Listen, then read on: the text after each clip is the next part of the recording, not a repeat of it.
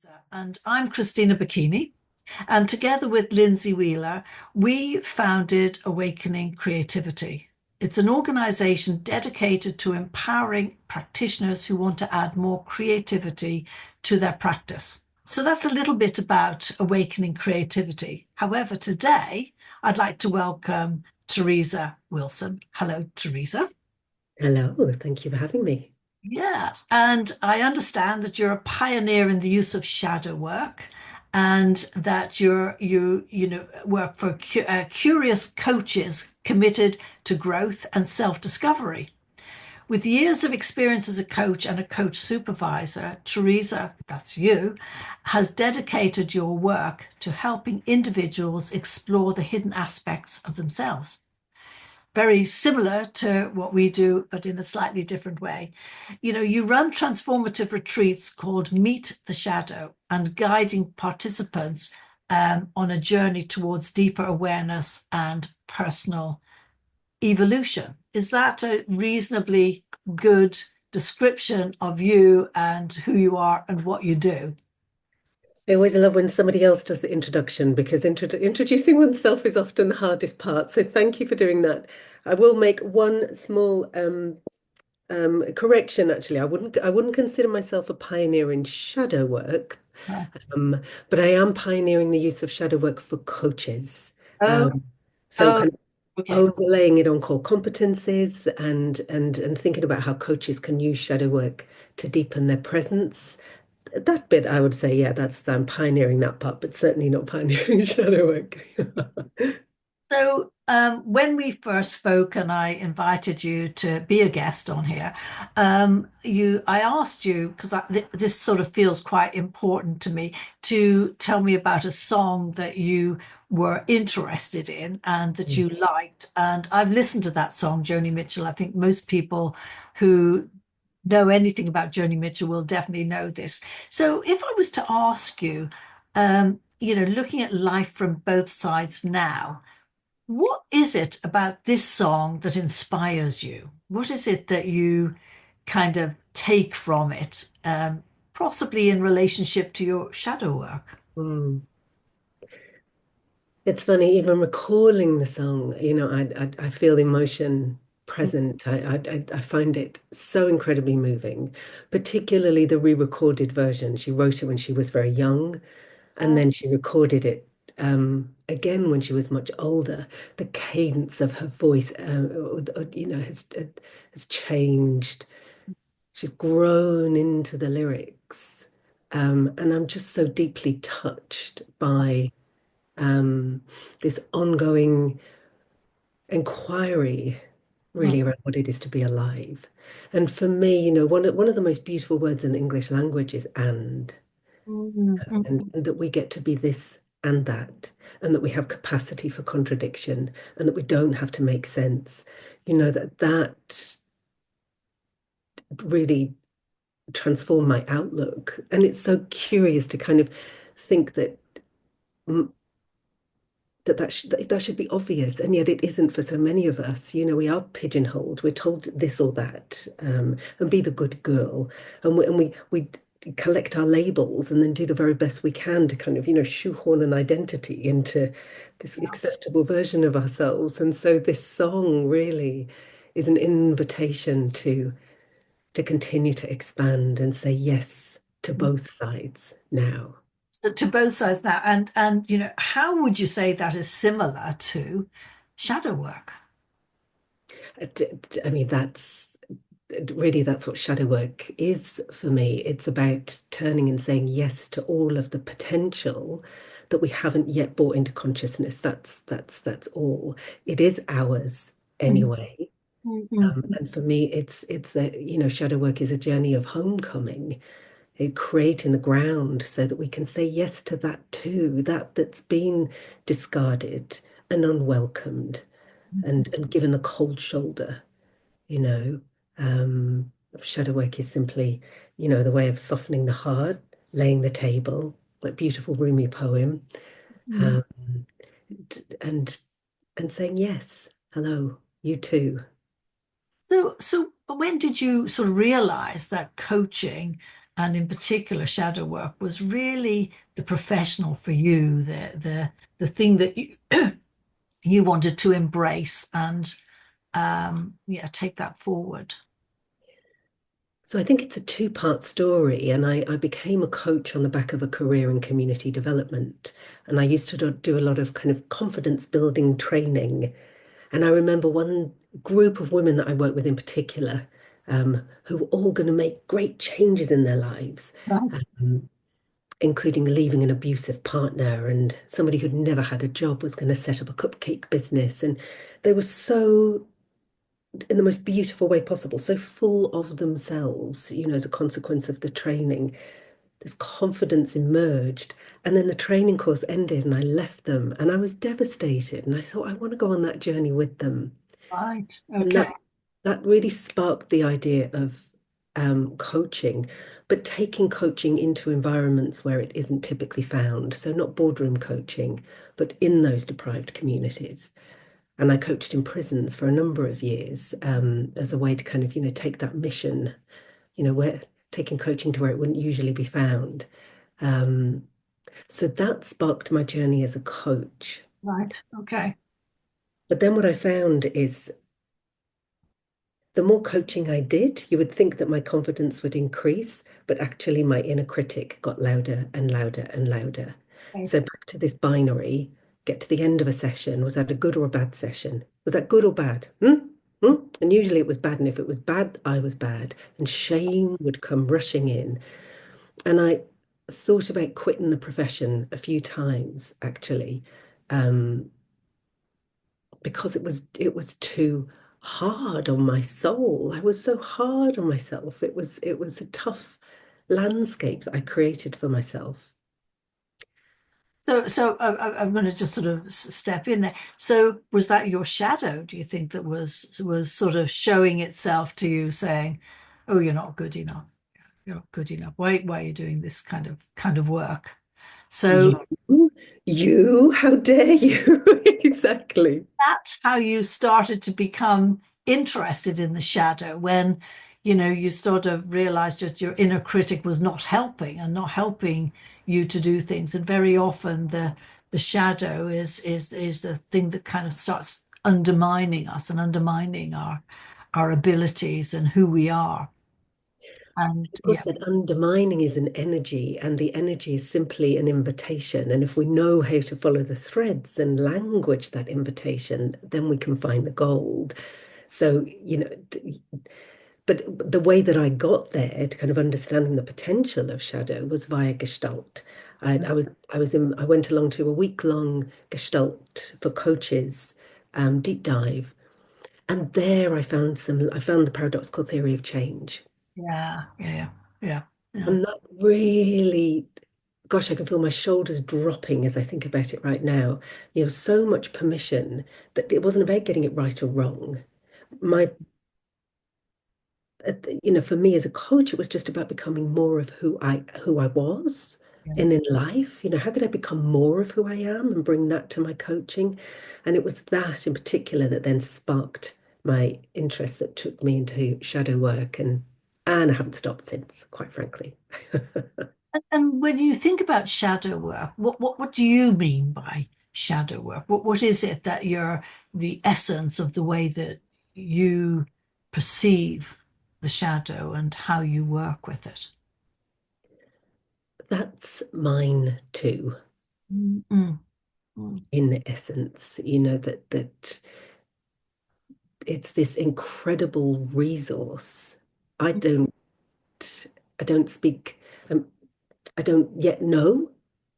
I Right. might I might feel the impact, I might have these little kind of shadow hijack or a little shadow I might feel a disruption to my persona every now and then. Right. Um, so that's what I got really interested in is, gosh, if that's mine too, if change is about becoming more of who I am and the more of me is in my unconscious, well, how can I get involved?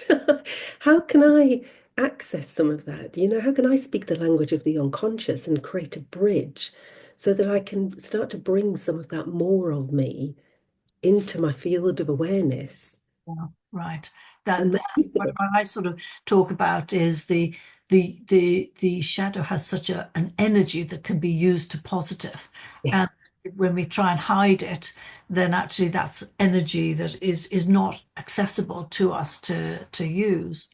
So how do you introduce the shadow work to clients? Because, this is very much in the therapeutic world, but not necessarily in the coaching world do people really, they might sort of glance at it, but they don't really um, embrace it. So how do you introduce this to, coaches or to clients that you're working with?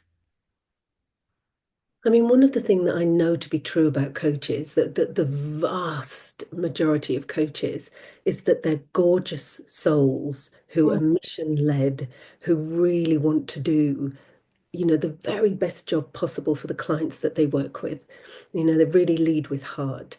And so I think many coaches also suffer from some of the experiences that I was talking about before, but constantly, not measuring up to, or maybe comparing themselves to others. Um, or even if it's not that bad, that wanting to be better, learn more, expand. Um, so from that perspective, it feels like an easy in, mm, because as we've just said, here's this incredibly incredible resource of energy and potentiality. What difference might that make? mm, And mm, then the other thing in particular is presence. So linking shadow work to the notion of presence. You yeah, know, when we understand our shadow more, we can understand what might pull us out of presence. yeah, yeah, yeah, yeah, When that happens, that can be a welcome thing because it's an invitation to double down and deepen my understanding of myself, yeah, rather than, yeah. it being an unwelcome event. And sort of how do you believe that shadow work really does fit into, the model of self-awareness and change and the kind of, arena where coaching is very often in the arena of let's set an outcome and how do you get to that outcome? And they're not necessarily so interested in the unconscious and the things that create that. That feels like it's almost like a new journey that coaches are being invited to take, in my experience, that would lead them down that sort of deeper understanding of what's underneath all of this. So, is that something that you found? And how, if you found that, do you then guide them into saying, this will really help you in your practice? Yeah, I think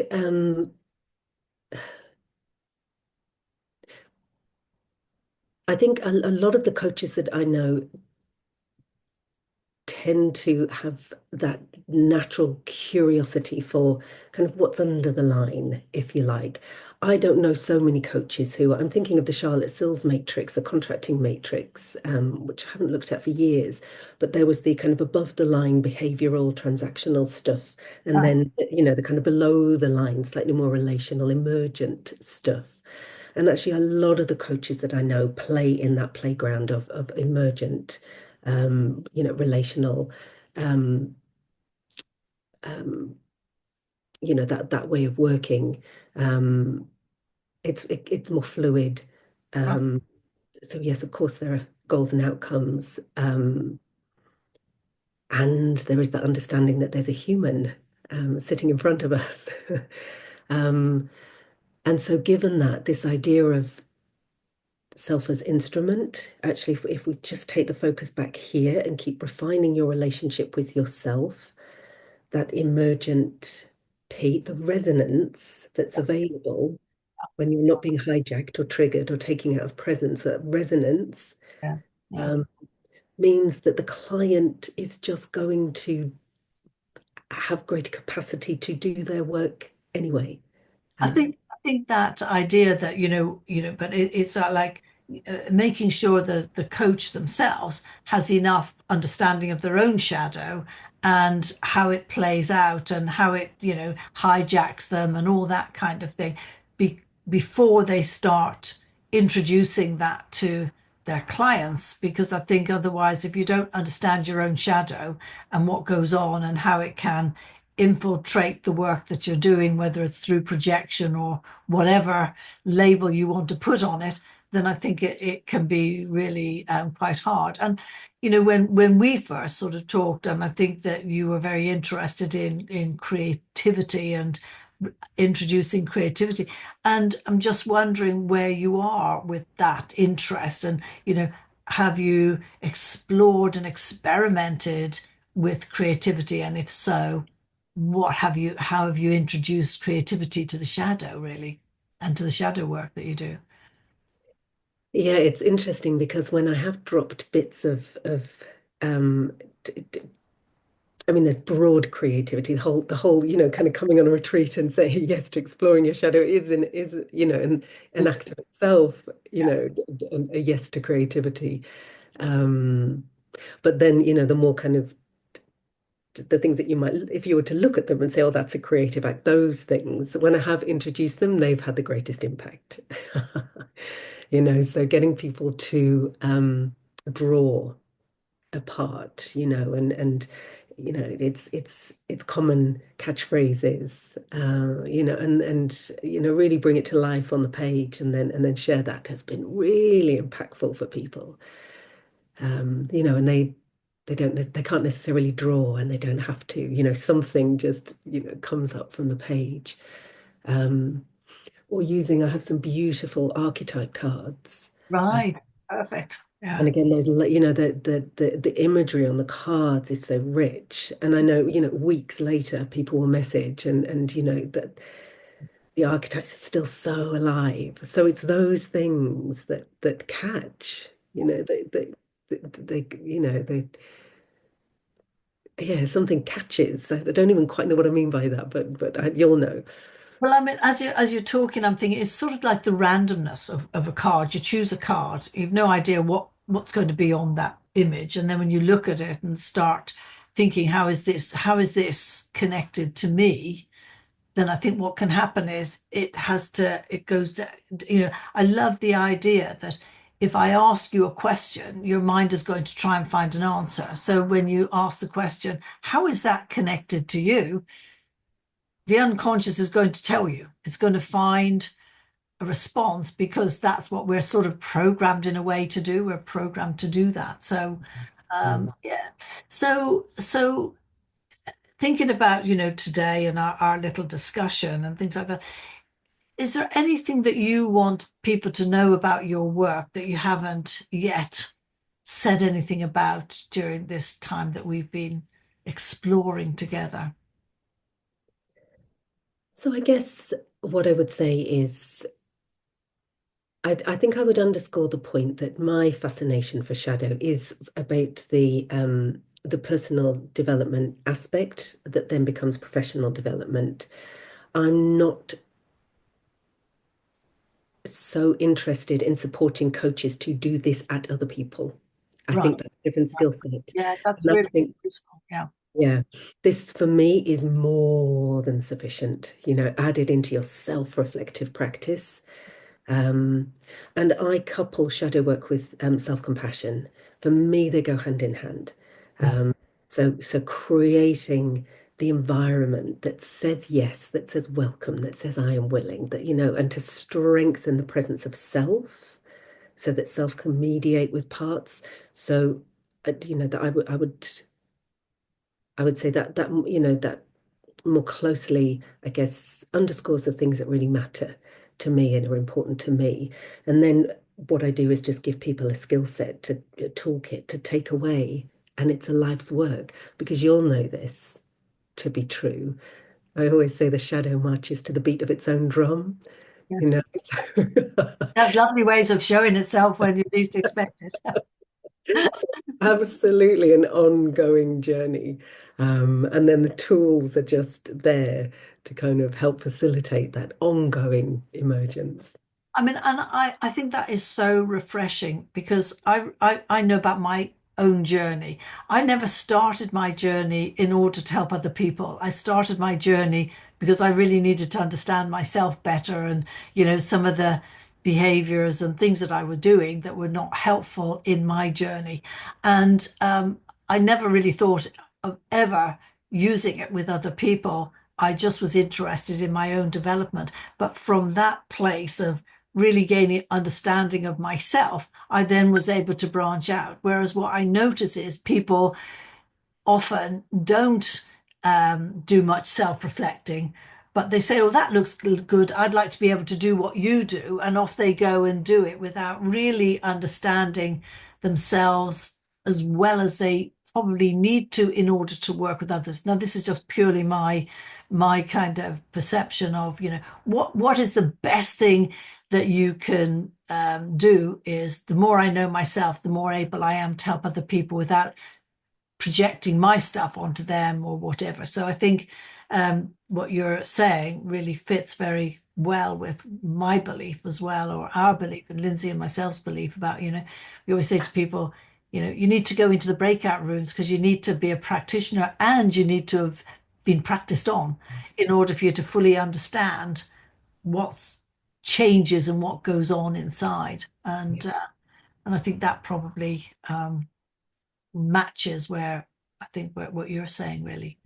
Yeah. Uh, so is there anything else that you would like to say before we conclude this? I mean, I will ask you to, if people want to get in touch with you, how do they do that? So I mostly hang out on LinkedIn, and I'm there at Teresa Wilson Coaching. You can find me on LinkedIn. And my website. It's all Teresa Wilson Coaching. You won't go far wrong.